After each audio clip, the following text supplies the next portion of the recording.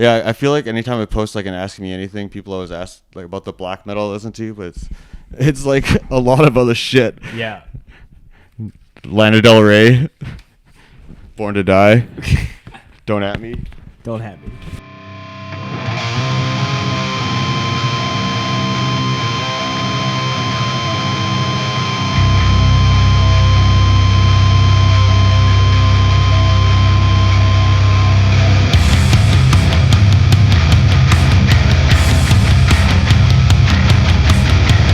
Cool. Well, thanks everyone for tuning in. This is the Scoped Exposure podcast. I'm sitting down with a very exciting guest. How about you do a little intro about who you are? My name is Dominic. I own Pitch Black North Tea Company. And we are drinking tea on this podcast, which, I am. You are. I'm drinking wine. Yeah. You've already had a lot of tea today. So. Too much tea. Yeah. You had a. So tell me, Dom, a little bit about. I'm sure some people right off the bat are like wondering why you're wearing a mask. But I know a little bit about that because I know a little bit about Pitch Black. So maybe give me a little bit of context about what Pitch Black is, a little bit about the character that you portray through that company and what you do. Okay, yeah. So through Pitch Black North, it's a tea company, but it's kind of different branding than your typical David's Tea, Starbucks type stuff. The mask is part of a character I play called Crucifixion of Christ. Kind of like an alter ego, I guess. It's going to be one of many characters that are going to be coming out in the Pitch Black North branding and stuff coming forward. It kind of just lets me just do whatever I want, I guess, in terms of expressing myself through the mask and like I guess just going through stuff that I enjoy personally through the brand, and that's basically it. Cool. And just overall, like tea is not something that I regularly hear from people who are into hardcore metal music. So how did your, I guess, passion for that start? What was the origin story behind that?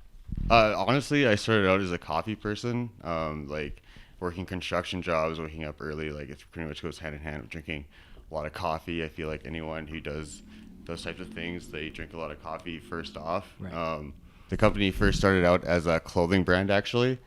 Mm-hmm. Tea was a kind of like a byproduct of the clothing brand of Pitch Black North. While I was visiting my parents, after I'd gone on a long trip traveling with a band, they suggested I start an online company like I had when I was younger, selling T-shirts online. So I thought, okay, sell some T-shirts online, and tea just happened to be the byproduct of that because they knew someone who grew tea in Portugal. So through that, I started the company selling T-shirts with some tea that I was not making on my own. I soon realized that I was selling much more tea than I was T-shirts. So you just wanted to slash off the shirt and then... Pretty much. Yeah. I pretty much stopped selling the shirts. I fell in love with tea and like the tea making itself. There's like so much involved with it. There's so many growers and like ancient families that are doing it all over the world. It's like it became super interesting to me. And being able just to create something brand new that no one's ever really tried, like the tea you're drinking right now, I can guarantee you. Let's tell. You told us while we came in what's in it, and it's very good. But maybe just we'll go on a little bit of a tangent on what it's kind of like a is. sneak preview of a unreleased tea that's going to be a band collab. It's a smoked lapsang souchong, which is the Chinese smoked tea. It's Grizzler roasted coffee beans from Edmonton, and it's Sancha from high mountains in Taiwan. Cool. So talk to me a little bit about the actual process of making tea, because if you go to any tea place and then they show you the tins, it's kind of just like a mosh pit of different herbs and different things that kind of mixed in to make those really interesting flavors. So tell me a little bit about what your process is, how you're sourcing out these ingredients and materials to make your product. Totally. So when you go into a place like David's Tea and stuff like that, they'll definitely have like tons and tons of different blends, which is sick. I think it's sick for the whole tea community that there's stuff available like that to try different flavors and stuff. When I do it personally, I kind of just like think of something that I want to drink myself. I source the ingredients from reputable, sustainable wholesalers Okay. and local growers like the Apothecary in Inglewood there. Yeah. And then you just like you kind of just bring it all home. You bring all the raw ingredients home and you just experiment. Yeah. There's definitely like a lot of trial and error, but it's honestly like the most fun part of the job is just like going back and forth, like finding how many coffee beans and grounds will be a good addition or like be totally disgusting Right. on its own. Have you made some really like not great flavors? No, totally. Like it took me like at least 8 tries to try to find the balance between the lapsang and the sancha, the coffee grounds, different black teas to try to balance it out. And that's basically just like a lot of trial and error. Yeah. But I don't know. It turns out to something to be super proud of. Like, and I hope the artists that I'm sending it to will enjoy it. And I think it's something that I can be proud of personally. Yeah. Yeah. And it's kind of like that. When you're doing anything that's brand new, you kind of have to be, or, pioneering into new territory on something. You kind of hope that the fruits are poisonous in a way. You're just kind of like, okay, well, I'm going to see if this works. And if it doesn't, then redo something else versus, if you're comparing that to music, there's a lot of music styles where it's like, okay, like this part will naturally flow into a breakdown or things like that. Totally. Just want it to naturally flow into a good, nice, even caffeinated high. Yeah. So since we're talking a little bit about music, you right now aren't involved in some music, but as long as I've known you, you used to be in a band called Slumlord from Edmonton. Yeah, I was. Yeah. So talk to me. We won't live too much on that band just because you guys aren't an active band anymore. But just talk to me about, like, I guess, your origin story on how you started to get into that style of music, what you guys did, and maybe even like what are lessons you learned in that band that kind of that you've been applying in your tea company. So we started in 2012 with that band. It was like kind of like a handful of members from past projects. We ended up touring a bit and playing some shows across the country and abroad and stuff like that, which is super sweet.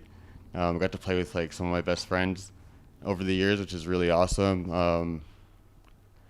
That kind of sound, we started out as like a very heavy hardcore band with very mosh influenced breaks and stuff like that. We ended up being fairly metal by the end of things. Right. I would say when I first heard you guys, it was like almost before beatdown was a genre. To a degree. Yeah. It was, I don't know, we were drawing a lot of influence from like a lot of the bands like that were doing that really heavy stuff back then, like Zabalba, Desolated, etc. Yeah. Stuff like that. We'd all come from very, I would say, like death metal, traditional backgrounds. Sure. And I think that definitely showed when we got a new drummer and we were able to play metal songs again with someone who could play the faster stuff. It definitely taught me a lot about business side of the music aspect to make sure the wheel can keep turning. And I definitely think that would translate into how it helped me with Pitch Black North and like the whole metal influence, because I feel like that's been an outward projection of my life pretty much the whole way going forward. For sure. Cool.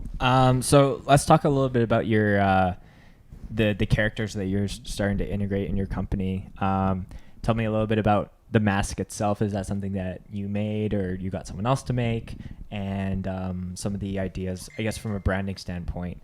Because if anyone knows anything about Scoped, is that like I love I put a lot of work at the beginning to make sure it was branded well. So if someone found a Jesus piece online, people would know it was us, versus just like Jesus Piece has like a million sets of theirs. So yeah, just talk to me about some of the characters that you're starting to integrate within your brand.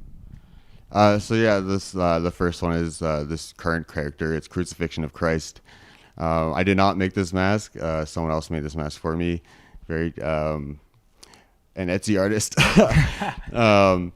But it honestly ignited like a love for like leather work and like a lot of stuff that's getting pretty popular right now. I am working with Monarchy Leather on a current collab. Leah, she's in.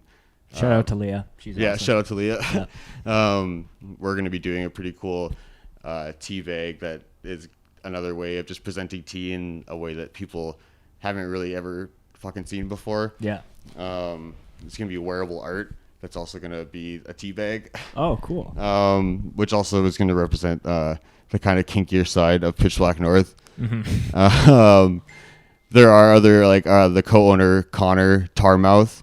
He has a character that we'll be revealing pretty soon here. Oh, okay.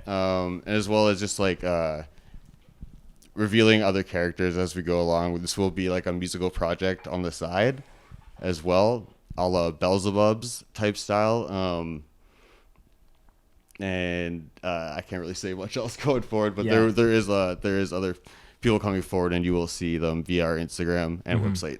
Yeah, and you mentioned earlier just the fact that you wanted to do something that wasn't as Starbucks David's Tea, kind of like family friendly, stay at home mom-esque. You wanted something that was, not only visually different, but just aesthetically as well, but still produce as good, if not better, of a product. So I'm curious, like, who do you think your, ideal customer base that you're finding, and how that potential word of mouth is spreading throughout the metal scene? Like my ideal customer base is anyone who likes quality tea and likes just like the overall aesthetic of what we're doing. Like I can definitely attest to that our quality of product, you can't beat it anywhere. The prices may be a bit higher from David's Tea, but I'm an extremely small company. You're in my warehouse right now. Yeah. sitting in my warehouse. Like the reason we're doing tea is I love caffeine. I love everything about tea. Like I spoke earlier before, but the way we're presenting things is a lot of my personal interests and my Connor Tarmouth's interests, and presenting as a satanic tea company, which is also like kind of pushed people's buttons a little bit, which I didn't think was going to be such a controversial thing in 2019. But I guess apparently if you hear satanic tea company, it's kind of weird. Granted. That being said, I feel like it sparks you to look kind of more into what I'm talking about when I say satanic tea company, and I'm not going to abide by satanic temple, the Church of Satan, Leviathan, or Leve, whatever you may believe, but like the core thing there is just having empathy for your fellow man, and not taking shit, which is something that I strongly believe in, and I think is powerful for anyone going forward. It's not just tea; it's like more of a way of life. For sure, yeah, and from my understanding, that's a common thing. For people who hear that, they just get like super freaked out, and like a lot of ideals of people who may or may not believe that are just kind of like you said, empathy for your fellow man, just being like a good person. So but freaking people out's half the fun. So yeah, that's true. I'm wearing a fucking gimp mask. Yeah. Is there a do you think that's the biggest misconception about Pitch Black as a whole? Pardon me? Do you think that's the biggest misconception about Pitch Black as a whole? That you're more than like it's a tea company on the surface, but like there's stuff underneath that? I feel like when people first see like the website or the Instagram, or they hear Pitch Black North Satanic Tea Company, they don't know what the fuck to think. Right. They're just headlines. Yeah, no, it's like I feel like, and that just like sparks to more intrigue as to like finding out more. I feel like I'm pretty open on our Instagram and our website about what we're about. We're not like the old like sacrificing babies and stuff like Right. that to the old like classic satanic type shit. It's not like Satanism forward. It's just like being empathetic forward, and that's basically all it is. Yeah. Having conversations like this over tea or wine. Or yeah, whatever. Yeah. So that's actually a great segue, because one question I had was definitely for me, like, and like you said, like, I'm a big coffee nerd, and you started that way as well. So what, in your opinion, are some of the benefits to drinking tea versus something like coffee, or even something like energy drinks? Because I feel like coffee and energy drinks are the two things that I always will see at a hardcore show or a festival, but not tea necessarily. Totally. So tea overall is just healthier. The way the caffeine interacts with your cells is better than the way coffee does, but the way coffee, it hits harder, and like I'm guilty of it. I'll have a coffee first thing in the morning rather than tea because I'm an addict and I need that caffeine hard at first, but then I'll drink tea throughout the rest of the day.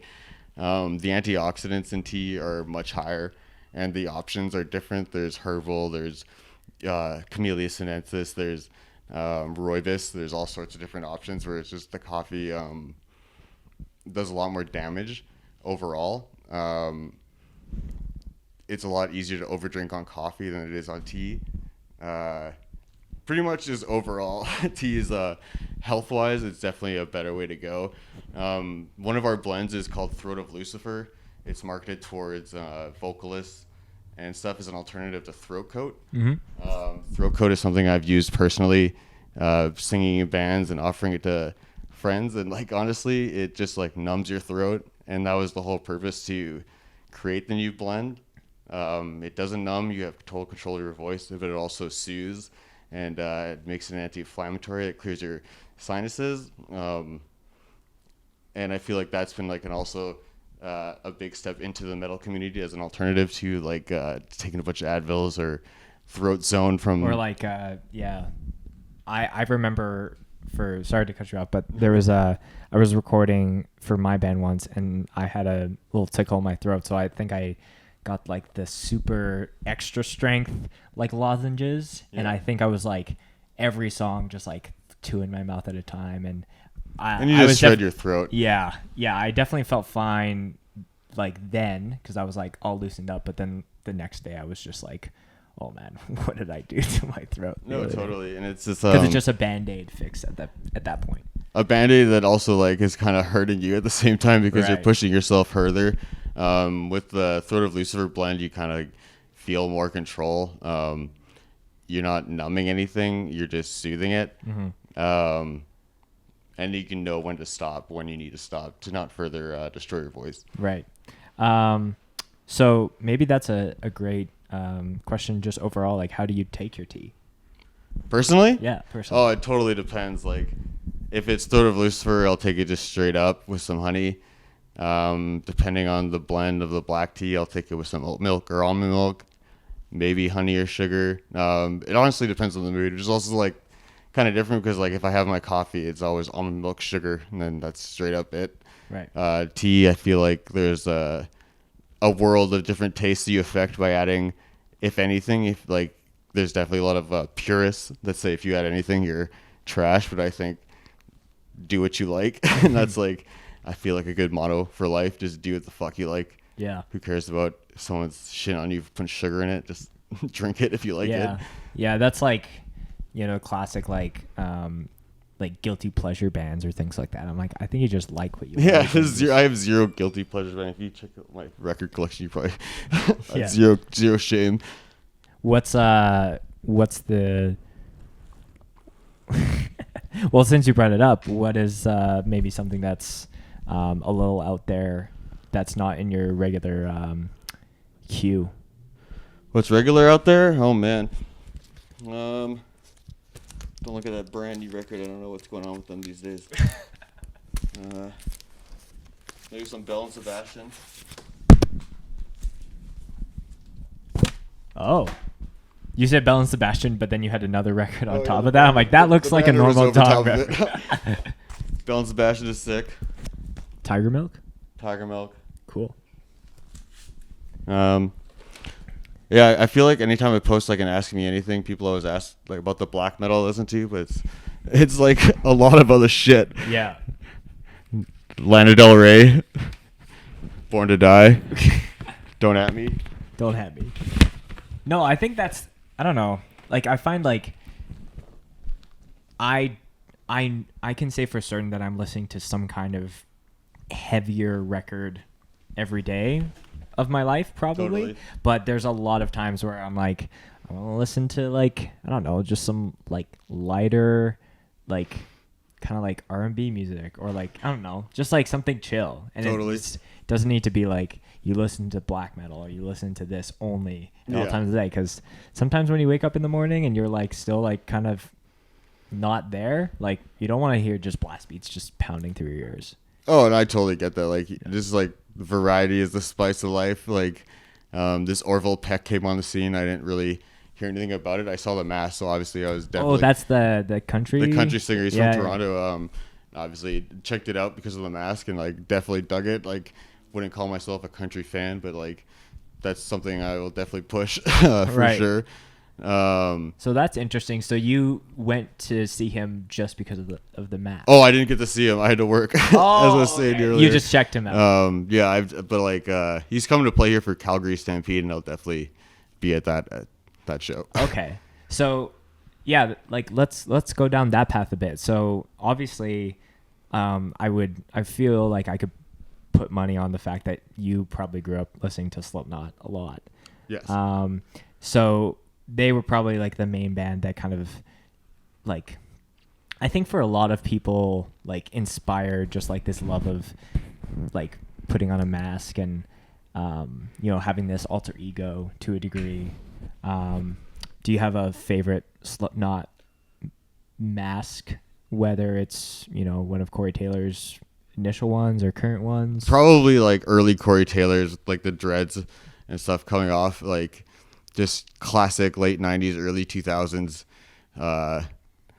awesome new metal, just like so weird, so shocking at the time. Like even his current mask now, like I think it's simple, but it's just so odd. And wasn't his mask like it got memed? It looked like a koala bear or something. I don't know. Oh, The new one? Yeah, the newest one. Just the clear the clear plastic? No, I haven't seen the meme. Okay, well maybe I'll like put the meme up like right here. Yeah. I definitely liked. I think it was from a few years ago. Sid, their DJ, because he had like robotic or animatronic aspects, so his eyebrows would like go up and down. Yeah. But he doesn't say anything, so it's just like he's such an interesting character in that. I don't know who has like I don't know who. I'm not sure which member has like the guy, but it's like he's standing like this with like the cloak with like the one Death record. It looks exactly like the cover of it's like the second Death record. Oh, okay. He's wearing the hood. Yeah, there's like we could probably sit here for the next couple of hours and just like. Discuss. Did you take any influence directly for the Crucifixion of Christ mask that you're wearing, or did you just kind of like, I know I want to have these aspects? It was like lightly. I knew what I wanted, and I searched for a long time. Via the internet to try and find something, and like through different makers who make the mask, and I feel like this is a good round one start, but there's definitely going to be many more masks coming in the very near future for Pitch Black North and for Crucifixion of Christ specifically. And then you touched earlier on just like the music aspect. Is that something that you're going to be performing with a band or by yourself, or have you thought about those logistics? Yeah, totally. So like the band itself will be me at first, just like online, but I am wanting to do live performances with a band the next year. Cool. Yeah. And I'm assuming it's going to be something metal related. It will be metal, yeah. Not like a Lana Del Rey. There might be some Lana Del Rey influence, but you'll have to see. Yeah, have to wait and see. Not going to rule out any kind of music genre. You're not originally from Calgary, where we're recording this. You're originally from Edmonton. So I wanted to ask, just because I'm not originally from Calgary, and when I moved here from Winnipeg 2 years ago, definitely noticed a lot of differences from that small city to Calgary as a whole. Yeah. When I was in the process of moving, people were telling me, like, if you lived in Winnipeg, Edmonton would feel a lot more close to that just because it's an older city. So what were some of the differences that you found just moving from Edmonton to Calgary, just overall, like, life-wise? I'm actually originally from Vancouver. Oh, okay. But I moved to I didn't Edmonton research enough. to play in Slumlord. Oh, okay. But definitely I would say Calgary is a lot more like Vancouver is than Edmonton is. And For that sure, I yeah. feel much more at home here living downtown, because that's definitely what I'm more accustomed to, being from Vancouver, living down there most of my life. Mm-hmm. You were talking a little bit about, like, the fetishy side of Pitch Black. Is that something that you're going to be exploring more with? Oh, totally. It's just with them, like, working with Monarchy Leather and, like, talking to her about different options of stuff that I've always, like, in my wildest dreams, like, have wanted to do with the tea company, and, like, just kind of realizing that could be a reality, just knowing someone valuable like that who has the knowledge that I don't necessarily have at all when it comes to that. Especially with the new characters we have in works coming forward to be part of the Pitch Black North group of freaks, I should say. Is that the official name? Maybe. Yeah. Group of freaks. Freaks with, like, a Z or Freak? No. money sign? It's been taken. Yeah. They'll see a lot more fetishy type stuff. Just like a lot of the weird. You're going to see a lot more weird coming out this summer and into the fall. Cool. For sure. Sweet. I was going to see if we needed to stop to let Jordan just crack his beer. He's just trying to be so quiet. But we ended up being okay. What so far has been your proudest accomplishment with the tea? Whether that's, selling a bag to someone deep within the metal scene, or just, like, nailing a flavor that took you a long time to create. Honestly, like, the last 6 months have been kind of fucked for, like, stuff like that. We've achieved a lot of stuff that I never really thought we would get to do. Kier Gilchrist from Atypical off Netflix is a sponsored artist of ours now, and it's a great show. It's a great dude. Oh, okay. So I'm pretty stoked about that. We recently released a collab with the band Midnight, Satanic Royalty. I'm immensely proud of that. One of my favorite bands. I can't believe we got to actually make a meme into a physical piece of merch.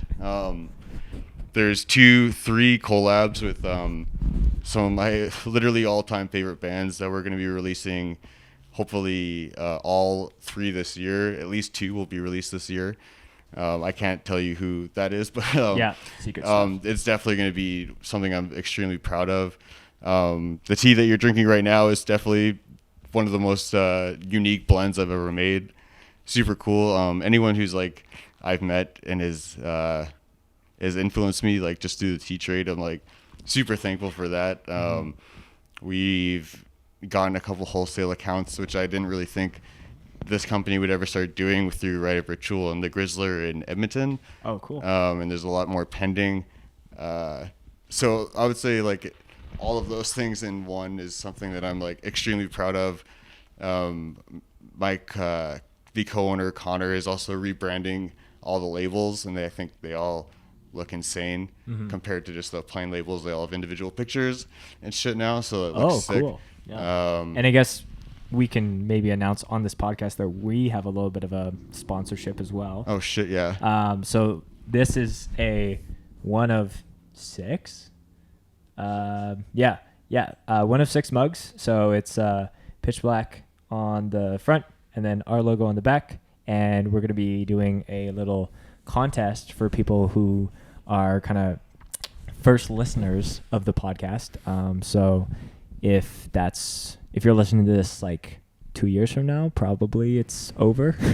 But yeah, you can find details on that on our social and whatnot. But yeah, we're gonna be holding those for ourselves so that we can drink your tea for other guests. But we're gonna do a little giveaway for that. Yeah. So maybe as we're wrapping up here, Dom, with 2 more questions, what's the one thing that you really want people to get out of your tea, whether it's the messaging that you're getting across or just an overall, just you want people to drink more tea overall? I definitely want people to drink more tea. I definitely want people to drink my tea. But more importantly, when they're drinking the tea, I just want them to like have an overall awareness of their inner selves. Definitely have empathy towards your fellow man. I think it's extremely important. I think it's something that's lacking in the general public these days. And that's like definitely our strongest message going forward is empathy.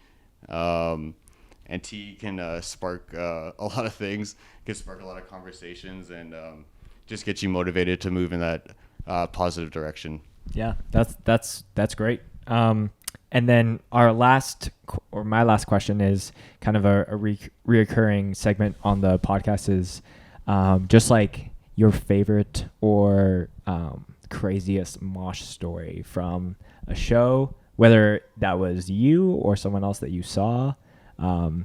That's how we end these episodes. All right. I played a show in a basement. I got stone cold stunnered, and my collarbone got shattered during the last song of my set. That's my story. Yeah. What year was that? 2013. Oh. And I would say I don't mosh at all. If anyone knows me, they know I'm the guy on the side. Yeah. So when we were playing a show, I got stone cold stunnered. Oh. And my collarbone broke Jeez. real bad. Yeah. I went to the hospital the next day, and they said it was broken.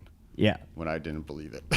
Look, I'm guessing you weren't on tour for that. No, that was luckily in Edmonton. Thank God. Yeah. And then you're like, oh, I don't know if I can do the rest of these dates. Yeah. That's crazy. I don't know if that's moshing, but physical assault maybe. Yeah, like it's not physical assault. Yeah, it's not necessarily needed just to be a mosh story. It could just be a show story overall. But speaking of shows, I'm really excited to see the music side of what you're doing come to life in the next few months. Thank you. If you like Slipknot, I hope that you will enjoy what we put out. Yeah. Is the rest of your band going to be wearing masks as well? Who knows? There are nobodies right now, so fuck them. Yeah, that's fair.